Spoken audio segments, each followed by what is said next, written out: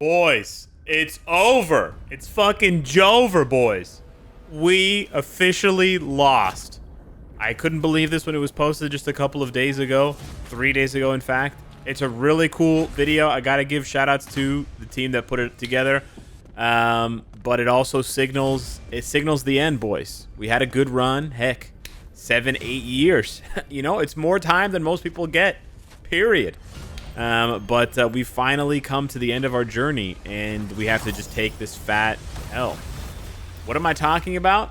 Contest of Champions made this video that you're watching right now to celebrate their 250th champion. They refer to characters as champions in their game or as champs. I know that makes a lot of you guys cringe. Champs, tunes, skins. I know. But, yeah, for the longest time, if you've been following the sort of competition between a game that makes way more money than MFF and MFF, really the only thing we had on them, besides an arena that you can move around in, is that we had way more characters. Way more characters. Like, at one point, we had 50, maybe 60 characters more than they did.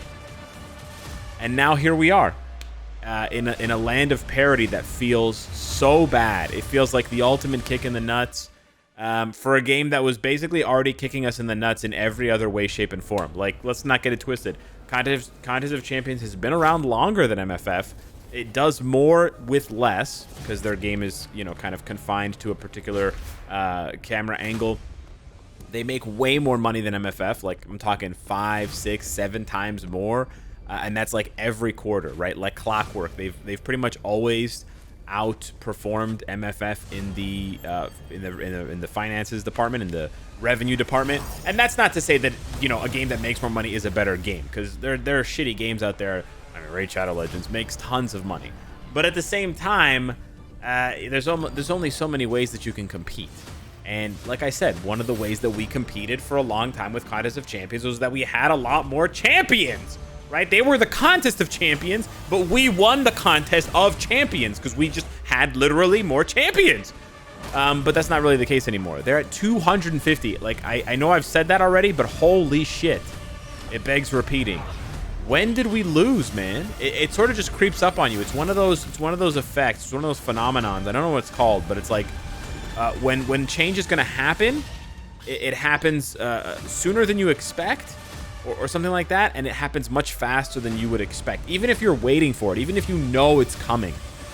So yeah, 250 champions, and of course that is in stark contrast to the 255 that we have.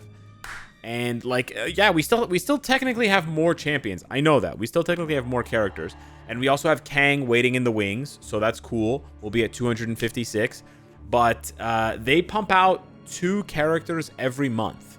So for those of you that don't follow Contest of Champions, they pump out 2 characters every month. If we go ahead and go back to their YouTube page, you'll see that they are just announcing Danny Moon and Lady Deathstrike. This is just 3 weeks ago.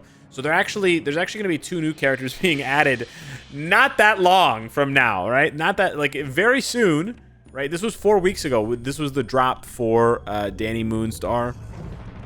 And Lady Deathstrike, right? So they're at 250 now, and then they're going to be at 252 in a week.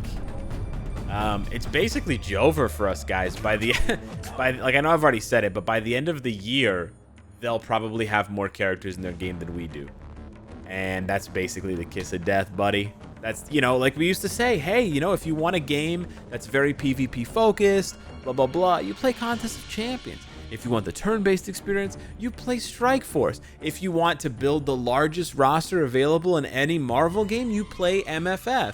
But now we can't say that shit anymore. What am I going to say to people? What am I supposed to tell people, right? When they stop me on the street and they ask me for an autograph. Nobody does that.